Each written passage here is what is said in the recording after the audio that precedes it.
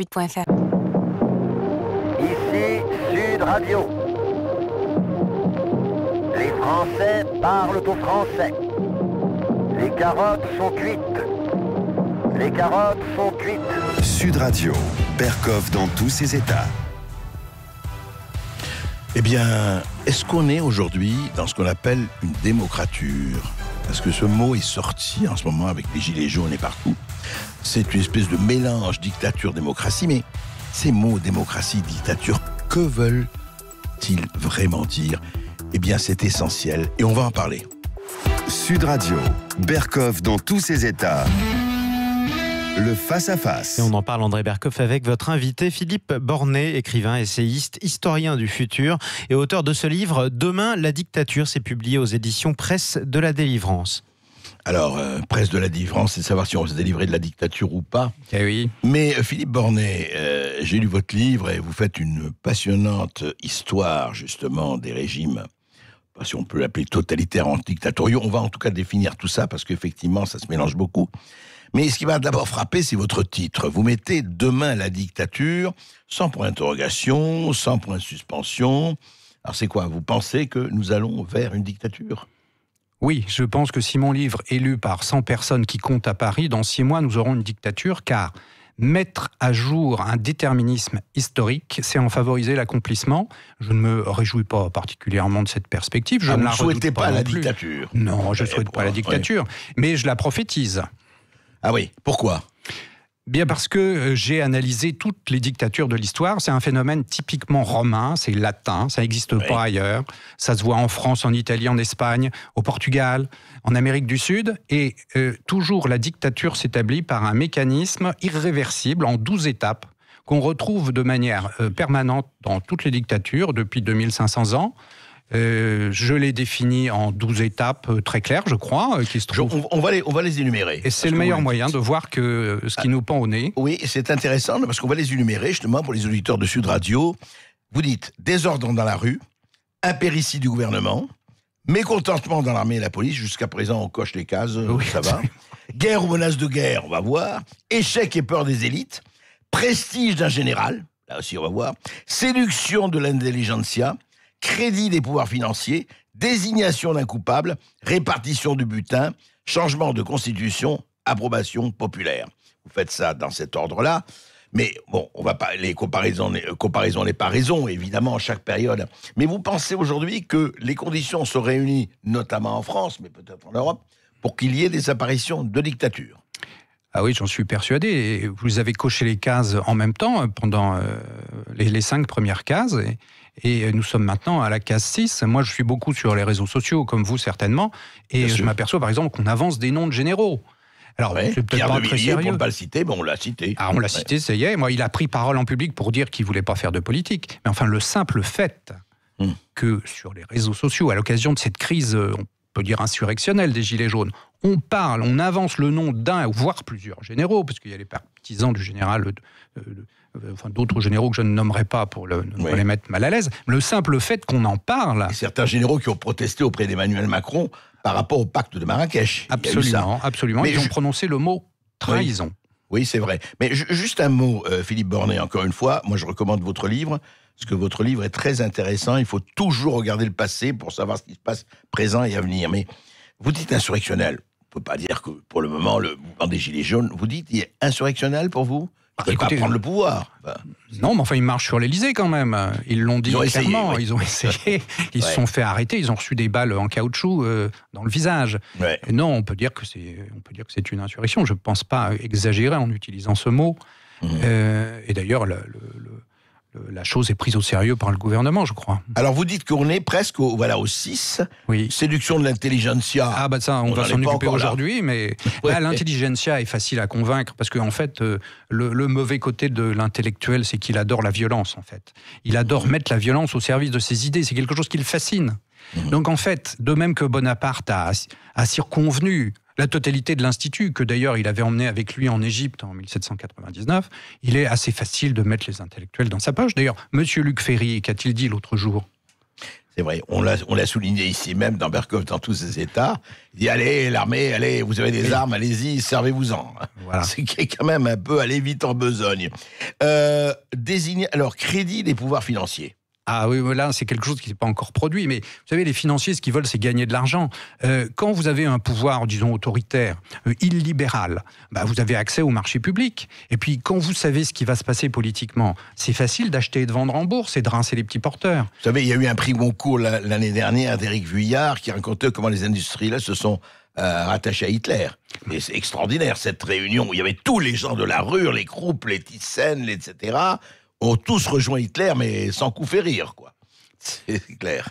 Il suffit de leur Vous savez, il y a une petite anecdote que je raconte d'ailleurs dans mon livre. Oui. En 1799, donc c'était le coup d'État du 18 Brumaire, qui a duré 2 jours d'ailleurs. Et le 18 Brumaire, Bonaparte organise une grande cavalcade dans les rues de Paris avec un certain nombre de généraux autour de lui pour impressionner l'opinion publique déjà. Et par la fenêtre, le banquier Ouvrard, qui était un milliardaire de l'époque, un millionnaire en tout cas en francs or, Oui. voit passer cette cavalcade dans la rue et immédiatement, il comprend ce qui va se passer. Il saute sur sa plume d'oie et sur son papier et il écrit une lettre à l'amiral Bruix, qui est un proche de Bonaparte, en disant « J'avance les fonds nécessaires au coup d'État ». Ah, carrément. Oui. Oui, c'est ce que vous dites d'ailleurs. Oui, c'est vrai. Voilà. Donc il y a toujours place. Ouais. Et ce qu'ils veulent, c'est qu'on les prévienne à l'avance. Oui. Alors dites-moi justement, on reparlera mais effectivement, de ces 12 conditions. Qu'est-ce qui caractérise 2 choses, Philippe Bornet, je voudrais que vous racontiez à nos auditeurs. Qu'est-ce qui caractérise, est-ce qu'il y a, en fait, à un moment donné de l'histoire, chez les peuples, quels qu'ils soient, c'est la soif d'autorité, c'est envie de dire, enfin, on a envie de quelqu'un qui dirige, qui soit un vrai dirigeant. Et qu'est-ce qui fait de l'autre côté que cette soif d'autorité, quelquefois, bascule justement en dictature, ça veut dire une autorité absolue, ou une monarchie absolue, ou un pouvoir absolu, quoi. Alors, qu'est-ce que l'autorité ? Alors, j'ai une théorie là-dessus qui est un petit peu originale. D'abord, on ne peut pas vivre sans souveraineté. Sinon, nous serions tous morts. Or, la souveraineté a été nécessaire dès l'origine, dès les fondements de la famille. Eh bien, si on remonte à la fin du néolithique, à 3000 avant Jésus-Christ, il y a déjà une souveraineté. Simplement, au lieu d'être dans l'État, elle est même pas dans la tribu, elle est dans la famille. La famille est une masse un peu confuse de 200-300 personnes qui s'avancent, qui sont nomades. C'est ça. Et il y a déjà un chef. Oui, Enfin, il y a le pater familias et il y a la mère de famille. D'ailleurs, n'oublions pas que, en réalité, à la période néolithique, la famille est matriarcale. C'est une matrilinéarité, car l'homme n'a pas encore compris, n'a pas fait la relation encore entre l'acte sexuel et la reproduction. Donc, il pense que l'humanité se divise en 2, les hommes et les femmes ont un pouvoir exorbitant, qui est celui de pouvoir faire d'autres hommes. Sûr. Et donc, tout s'organise autour de la famille. Par exemple, en latin, on va parler latin un petit peu, l'oncle maternel, c'est avonculus. C'est le seul important, parce que l'oncle maternel ne vaut rien, lui. L'oncle paternel. L'oncle paternel ne vaut rien. Alors que l'autre, il vient du même utérus que la même mère. Donc, oui. Cette autorité, en fait, c'est la partie de la souveraineté qui est dévolue à la femme. L'homme, lui, il a le pouvoir. Il fait la guerre, il tue, il massacre. Il exerce son pouvoir et sa souveraineté par la force. La mère, au contraire, elle convainc. Et elle est capable de se faire obéir sans la contrainte physique. Voilà. Et c'est en fait ça les fondements de l'autorité. La dictature, c'est l'addition des deux, car en fait, les gouvernements ne tombent et les États ne périclitent que parce qu'ils perdent l'autorité. À partir du moment où ils la récupèrent, et c'est ce que fait le dictateur restaure l'autorité, ce qui est le fondement de la dictature. Par les gouvernements, oui. Voilà. À partir de là, le dictateur peut reposer sa dictature au bout d'un certain temps, ce qu'il fait souvent d'ailleurs. S'il a été théoriquement dictateur à vie, tout le monde croyait que ça allait durer jusqu'à la mort. Et en fait, au bout de quelques années, il a pris sa retraite. Il a épousé la belle Valentina, qui était sa 5e épouse. Mais pour revenir juste au temps moderne, nous allons faire du va-et-vient. De Gaulle a ressuscité l'autorité, mais on ne peut pas dire que c'était un dictateur. Il l'a écrit. Il a dit « La dictature que j'ai saisie dans une période de trouble, etc., je ne manquerai pas de la ressaisir si jamais les circonstances l'imposent. » Oui, mais pendant un moment, oui, vous voulez dire. Mais il a employé le mot dictature, effectivement, mais pour montrer que lui ne l'était pas. Oui, vous savez, ça s'est passé à quelques heures près. Je vous rappelle quand même qu'il y avait 4000 parachutistes qui étaient prêts à sauter sur Paris, sans compter 2 régiments d'artillerie lourde. 1961. 1958. 58. Le 13 mai 58, si le président Coty n'avait pas téléphoné à Charles de Gaulle en matinée pour lui dire qu'il l'invitait à passer à l'Élysée, quelques heures plus tard, c'était l'opération Résurrection. Et là, c'était pas en Corse, c'était au-dessus de Paris. Et ils étaient prêts vraiment au coup d'État. Mais absolument, c'est ce qu'a dit mon ami Michel de Gégère, qui a consacré un numéro remarquable qui s'appelle Le coup d'État de velours dans le Figaro Histoire. Ça s'est passé à quelques heures, c'était un suspense extraordinaire. On pourrait faire un film magnifique sur la journée de, journée de mai 58. C'est passionnant. Et alors, à votre avis, quand vous dites, parce que j'ai senti chez vous, Philippe Bornet, vous dites, au fond, une dictature, à des moments précis de l'évolution de l'histoire de tel ou tel peuple, ce n'est pas si mal que ça. Je vous dis ça pas du tout, mais ça m'intéresse d'avoir effectivement, parce que dès qu'on entend le mot dictature, on pense tout de suite à Pol Pot, à Mussolini, à Hitler, etc. Alors, il faut faire... Précisons cela. Oui, il faut bien préciser les mots, parce que il ne faut pas confondre la dictature et la tyrannie. La tyrannie consiste à utiliser uniquement, justement, le pouvoir, ce qu'on appelle en latin la potestas, pour contraindre les gens par la force. Mais le dictateur, lui, non, il restaure l'autorité, comme on le disait tout à l'heure. Donc, au bout d'un certain temps, par sa propre autorité, d'ailleurs, qui lui vient généralement de l'habitude du commandement, il est capable d'obtenir un résultat simplement par la parole. Voilà. D'ailleurs, dictateur, ça veut dire celui qui dicte. Voilà. Ouais. Donc, attention à ne pas confondre le méchant de l'histoire, qui est le tyran. Il y a parfois aussi des tyrans à plusieurs têtes. C'est ça le totalitarisme, en fait. C'est plusieurs tyrans, toute une classe tyrannique. Et la dictature. Et Cicéron, vous allez rire, Cicéron, dans son De Republica, dit « Les dictateurs vont au paradis ». Ça, c'est incroyable quand même. Hein. C'est formidable. Non, c'est vrai, parce que c'est très très bien de rétablir les choses, parce que quand on entend dictature, d'ailleurs, rappelez-vous, c'était le pamphlet de Mitterrand, là, le coup d'État permanent contre De Gaulle, enfin le pamphlet de Mitterrand contre De Gaulle. Mais vous dites aujourd'hui, alors ça m'intéresse, votre regard d'historien, d'essayiste. J'aime bien historien du futur, oui. mais pas voyant quand même. Non, pas voyant. Vous pensez que il ne serait pas, et vraiment, il ne serait pas mauvais aujourd'hui, l'autorité pour vous doit être restaurée, par exemple, dans un pays de la France. L'autorité a disparu. D'ailleurs, si l'autorité était là, on n'aurait pas besoin de bâtonner les gens et de leur tirer des ballons, de faire des flashballs au visage des gens, si vous voulez. C'est précisément parce que l'autorité n'existe plus que le pouvoir est obligé de recourir à la force, parce qu'il ne peut pas simplement en claquant des doigts se faire respecter.